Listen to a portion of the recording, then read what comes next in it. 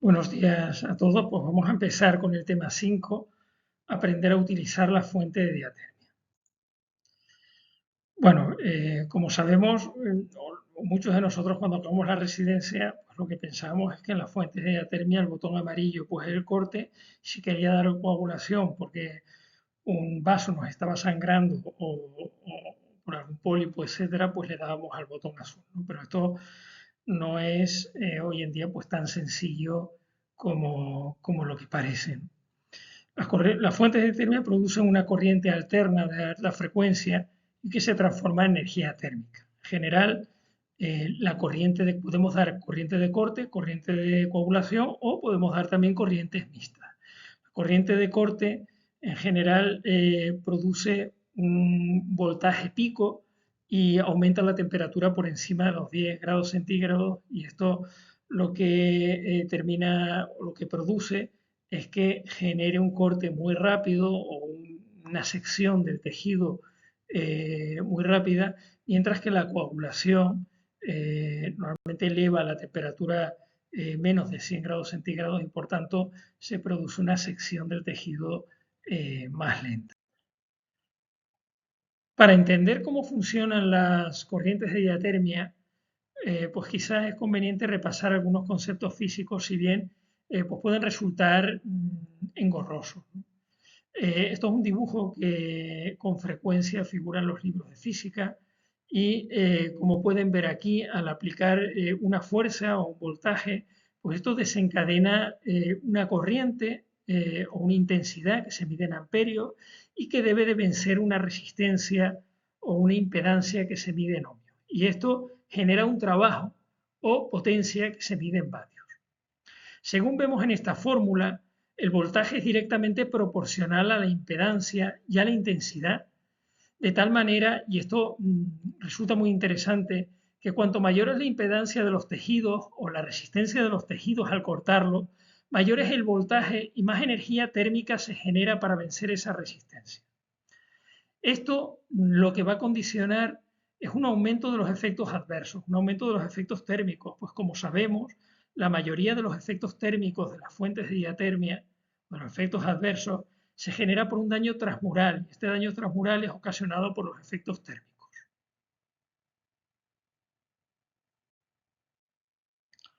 La potencia, que se mide, como hemos dicho, en vatios, es directamente proporcional al voltaje e inversamente proporcional a la resistencia.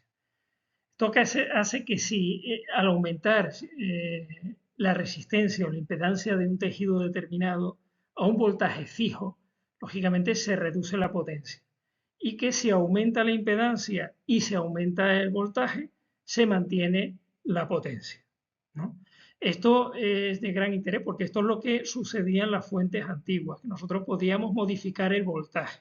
De manera que si nosotros veíamos que costaba resecar un pólipo, había mucha resistencia y no cortaba el pólipo y teníamos... eh, esto, esto normalmente acontece porque hay un aumento de la resistencia. Nosotros cada vez que vamos quemando el pólipo, pues aparece mayor tejido que no conduce corriente, aumenta la resistencia, entonces parece que no se corta.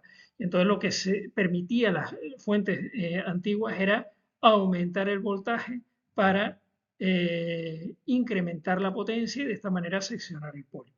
Sin embargo, esto tiene una serie de contrapartidas, y es que aumenta los efectos térmicos y, por tanto, también, como hemos dicho, aumenta las complicaciones y el daño transmural. Esto, por contra, no sucede en los generadores automáticos o controlados por procesador, que son procesadores más antiguos, los que disponemos, los que hemos conocido la mayoría de nosotros, y en los cuales el voltaje, en este caso, está fijo. Nosotros no podemos modificar el voltaje. Por tanto, al aumentar la resistencia, el propio microprocesador que llevan esta fuente, pues regula la potencia a demanda. Nosotros podemos regular la potencia, pero podemos colocar una potencia a techo, y luego es el propio microprocesador el cual la va aumentando, la va disminuyendo en función de la resistencia que ofrezca el tejido. Y esto hace que al mantener un voltaje constante, pues los efectos secundarios del térmico pues sean más predecibles con las nuevas fuentes de diatermia. De tal manera que los generadores convencionales, que hoy en día no se utilizan, pues mantienen una potencia constante y al aumentar la impedancia, pues aumenta el voltaje. Y por tanto, pues hay un aumento de riesgo de lesión de las capas profundas, porque como sabemos y como he comentado ya previamente, la mayoría de los efectos adversos en las fuentes de diatermia son por el daño térmico transmural sobre la pared del tracto digestivo. Mientras que los generadores controlados por microprocesador, que realmente hoy en día son los que se utilizan, el voltaje es constante, como hemos dicho, y la potencia seleccionada pues actúa como techo. Muchos de ellos, como disponemos en nuestra unidad, pues tenemos ya una serie de settings configurados y no tenemos que modificar esta potencia. Y ajusta la potencia en función de la resistencia del tejido hasta un techo determinado. Bueno, en cuanto a los tipos de circuitos, pues pueden ser monopolares o bipolares. Prácticamente de los que disponemos en endoscopia digestiva son prácticamente todos circuitos monopolares, los cuales la corriente se aplica a través de un bisturí, a través de un asa o lo que sea, ¿no? Y el sobrante de corriente se recoge a distancia a través de una placa, ¿eh? De manera que hay una circulación de corriente entre el instrumento que lo emite y el que lo recoge. En el caso de los bipolares, el propio instrumento realmente estaría la emisión y recogida de la corriente, como en este caso que aquí se plantea, con lo cual el trayecto que hay entre la emisión y la recogida es muy corto. Esto hace que sean dispositivos teóricamente más seguros, ¿no? Hay pocos ejemplos, ¿no? En endoscopia digestiva tendremos, quizás el más conocido es el de la radiofrecuencia para el esófago de Barrett. Cuanto a los efectos tisulares de la corriente, como os he dicho, la corriente de corte pues da lugar a un voltaje pico elevado y a una generación de una elevación de temperatura por encima de 100 grados centígrados, y esto lo que va a condicionar en el tejido pues la vaporización y la ruptura celular. Mientras que la coagulación, la elevación de la temperatura normalmente suele ser menor, hasta 60 o 80 grados centígrados habitualmente, y lo que da lugar a una deshidratación general de los tejidos. El tejido se contrae, no da tiempo con esta temperatura que se evapore, y por encima de 80 grados centígrados a la desnaturalización de las proteínas. Sí que en algunos casos la temperatura puede aumentar mucho y pueda dar lugar si insistimos demasiado, por ejemplo, esto lo vemos con frecuencia con el gas argón, por ejemplo, que produce una carbonización del tejido y esto conduce muy mal la corriente. Un concepto importante es el ciclo de trabajo. El ciclo de trabajo es el porcentaje de tiempo que se emite corriente al pisar el pedal. Cuando nosotros pisamos el pedal no estamos emitiendo corriente de forma continuada en la mayoría de las veces. Esto solo ocurre en el caso de determinados settings, como son la corriente de corte pura o la corriente de coagulación pura. La diferencia entre una y otra es que la temperatura que se alcanza y el voltaje pico que se alcanza es diferente, es superior en el corte puro que en la coagulación pura. Pero como siempre en estos dos casos estamos emitiendo corriente. En el resto de los settings o corrientes mixtas, nosotros aplicamos corriente solo durante el ciclo de trabajo. Mientras que al finalizar el ciclo de trabajo, lo que se produce fundamentalmente es coagulación del tejido. De manera que cuanto más corto es el ciclo de trabajo, mayor coagulación se produce en el tejido. En aquellas corrientes con mayor coagulación y menor corte, pues el ciclo de trabajo es más corto. Esto es lo que vemos reflejado en esta diapositiva. En el corte puro, el ciclo de trabajo pues, es del 100%, mientras que en la gráfica del medio pues podemos observar cómo hay un ciclo de trabajo del 50% y después posteriormente la corriente pues baja, ¿no? En este intervalo lo que se produce es coagulación del tejido porque se enfría el tejido y lo que va, cuando va disminuyendo la temperatura, lo que se va produciendo es coagulación, ¿no? Y en este otro, pues realmente el ciclo de trabajo es muy corto, es del 6% tan solo, y luego lo que se produce básicamente es coagulación. La impedancia es otro concepto de gran importancia y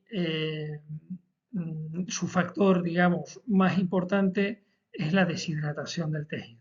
Cuanto más coagulación, cuanto más se deshidrata el tejido, mayor es la resistencia de ese tejido. Y esto lo vemos, por ejemplo, al aplicar gas argón, ¿no? Realmente el gas argón quema el tejido superficial, produce una serie de resistencia y luego, por más tiempo que le demos argón al tejido ya quemado, realmente no vamos a producir eh, ningún efecto terapéutico. Ahora sí, aumentaremos la temperatura y lo que podemos dar lugar a efectos adversos como consecuencia del daño térmico, ¿eh? Esto también, la impedancia, pues aumenta en el caso de la fibrosis, ¿eh? Otro concepto importante es la densidad de corriente, que es la cantidad de corriente que se transmite en un área determinada.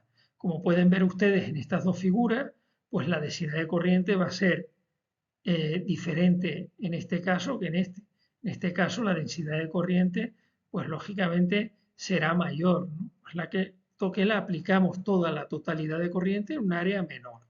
Mientras que en este caso se reparte la corriente en un área mayor y por lo tanto la densidad de corriente es menor. Esto lo que va a dar lugar es a un corte más lento, como hemos dicho, a una mayor coagulación y un aumento de los efectos adversos. Cuando la densidad de corriente baja, aumentan los efectos adversos. También la densidad de corriente depende del instrumental que estemos utilizando. De tal manera que si utilizamos asas de mayor grosor, de mayor diámetro, como suelen ser las asas trenzadas, pues la densidad de corriente va a ser menor. Mientras que si utilizamos asas monofilamento o incluso bisturís que solemos utilizar para la disección endoscópica submucosa, pues se va incrementando la densidad de corriente porque la superficie sobre la que aplicamos la corriente es menor. La densidad de corriente se ve modificada, un aspecto importante, por la inmersión. Realizamos tratamiento bajo el agua, en inmersión, se reduce lógicamente la conversión de corriente en energía térmica, disminuye la energía térmica. Esto presentará unos efectos beneficiosos y unos efectos que pueden perjudicarnos en el caso de la terapéutica. Perjudiciales son que realmente dificulta la hemostasia. Si nosotros nos sangra un vaso bajo el agua, pues tendremos mayores dificultades para coagular este vaso y lo que probablemente debemos hacer es aspirar el contenido líquido para poder intentar tratar ese vaso con garantía, ¿no? Mientras que el efecto beneficioso es que lógicamente los efectos adversos como consecuencia del daño térmico transmural pues, disminuyen cuando realizamos tratamiento bajo el agua. Este artículo es un artículo clásico de hace ya bastantes años, pero que merece la pena comentar. Se trata de un estudio prospectivo observacional en un elevado número de pacientes en pólipos de gran tamaño y en los que observaban cómo el riesgo de hemorragia diferida disminuía en aquellas corrientes en las que el ciclo de trabajo era mayor. Cuando era mayor el corte y menos la coagulación, disminuye el riesgo de hemorragia diferida. Y sin embargo ocurría lo contrario en el caso de hemorragia inmediata, que se incrementaba en aquellas corrientes de corte, por ejemplo, pura o en aquellas en que predominaba los ciclos de trabajo largos. Y esto se debe fundamentalmente el hecho de que se incrementara la hemorragia diferida en aquellos ciclos con mayor intervalo de coagulación, que probablemente el daño transmular era mayor, se dañaban los vasos submucosos que son más gruesos y el riesgo de sangrado, por tanto, se incrementaba. Otras variables a tener en cuenta pues son la energía calórica, es decir, los julios liberados, ¿no? Los julios pues son el resultado de multiplicar la potencia por la unidad de tiempo, ¿no? Y esto es lo que se llama el tiempo de activación. Y aquí les expongo un ejemplo para que lo entiendan, porque aunque nosotros podemos aplicar una corriente de 120 vatios durante 2 segundos o de 60 vatios durante 4 segundos y la cantidad de energía liberada es la misma, 240 julios, realmente en el primero de los casos habrá un predominio de corte y en el segundo de los casos habrá un predominio de coagulación. Y esto, pues el efecto sobre el tejido, como ya hemos visto, pues es diferente, ¿no? El corte pues es más respetuoso con el tejido, mientras que la coagulación ocasiona pues, un mayor daño térmico, ¿no? La velocidad con la que se utiliza un instrumento también es importante, como ya sabemos, cuando cerramos una asa de polipectomía de forma brusca, pues realmente lo que ocasionamos es un incremento del corte, ¿no? Una menor coagulación y por lo tanto hay un mayor riesgo de sangrado inmediato, ¿no? Pero por el contrario, cuando lo vamos cerrando poco a poco, pues lo que se produce por unidad de tiempo, transmitimos una mayor corriente y por tanto el daño térmico va a ser mayor y la base nos quedará más coagulada. La ventaja de esto es que el pólipo nos sangrará menos, pero la desventaja es el daño térmico, no solo eso, sino que probablemente el patólogo se quejará de que no puede identificar claramente el margen de resección de la pieza. Un aspecto importante que vemos, estamos acostumbrados a ver en las fuentes de atermia es el efecto. El efecto lo que determina, y es lo más importante de esto, es coagulación. Es decir, cuanto mayor, cuanto más aumentemos el efecto, normalmente va del 1 al 5, mayor coagulación obtendremos durante el proceso. Y esto muchas veces es más importante que los vatios que nosotros marquemos en la coagulación. El efecto tiene mayor importancia, por supuesto, en la zona del pedal amarillo, ¿no? En el corte, ¿no? Nosotros, esto ya lo veremos en la práctica, pero tendrá una repercusión dependiendo de la lesión que vayamos a resecar. Bueno, aquí en esta gráfica pues podemos ver los modos de corte y de coagulación que existen en la unidad de diatermia que disponemos en nuestra unidad de endoscopia, ¿no? Desde el corte puro o la coagulación pura, que sería Pure Cut o Soft Coag, que son corrientes básicamente continuas, ya digo, son corrientes puras y que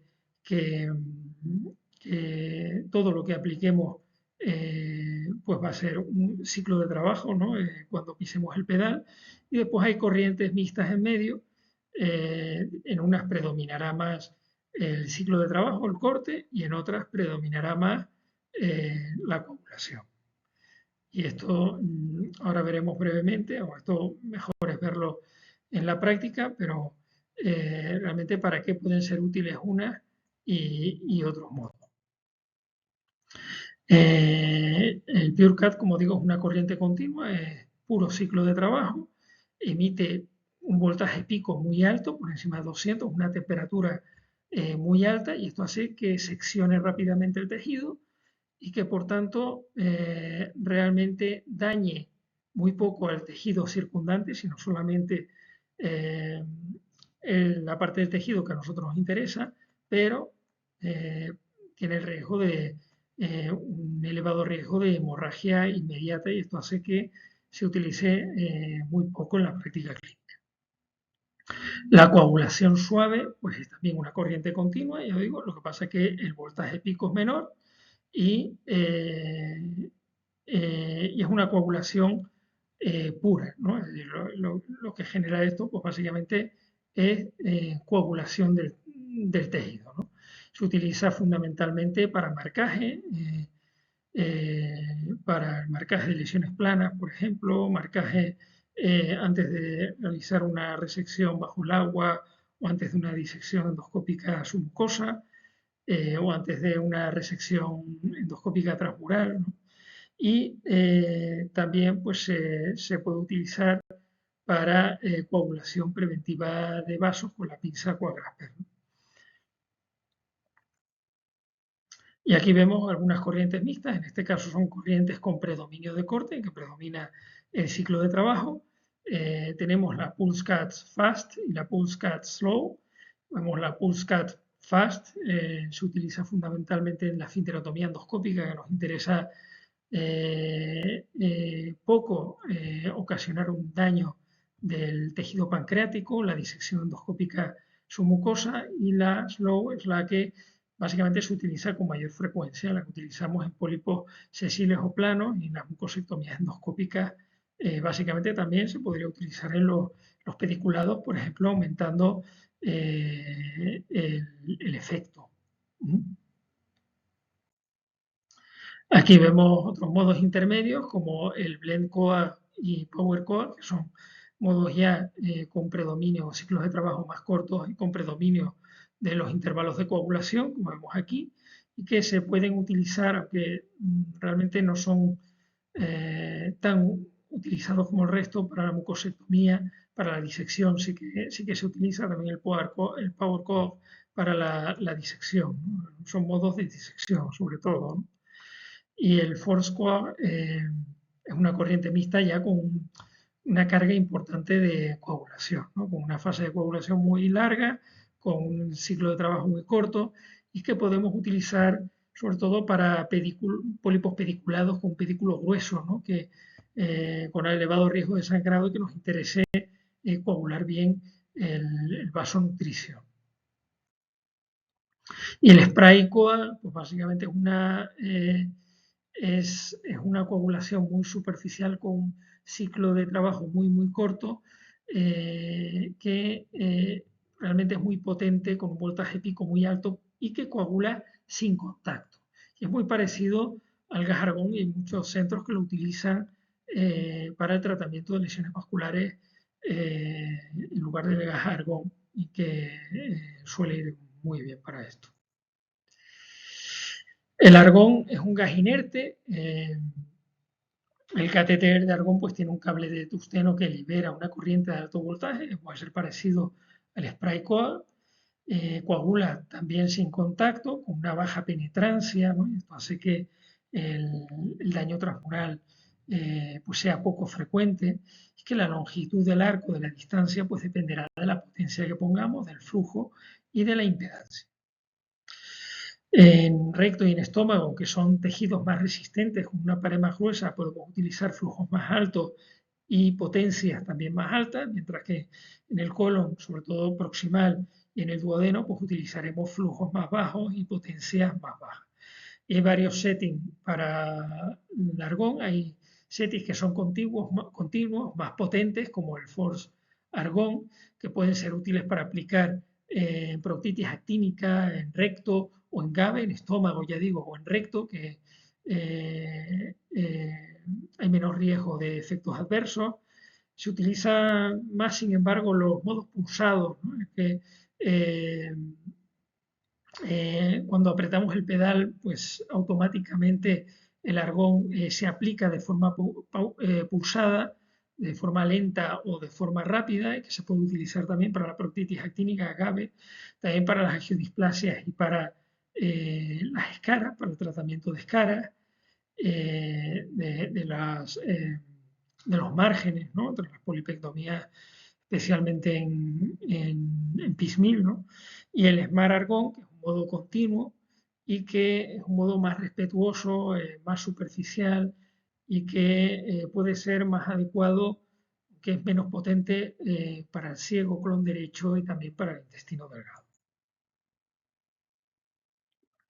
Esto es un resumen un poco de lo que acabamos de comentar, no lo voy a repetir, pero que está, le pueden echar un vistazo y que está disponible. Son las recomendaciones de Olympus para las unidades de termia que disponemos nosotros, para la SG300 y para las distintas indicaciones. Y esto es todo.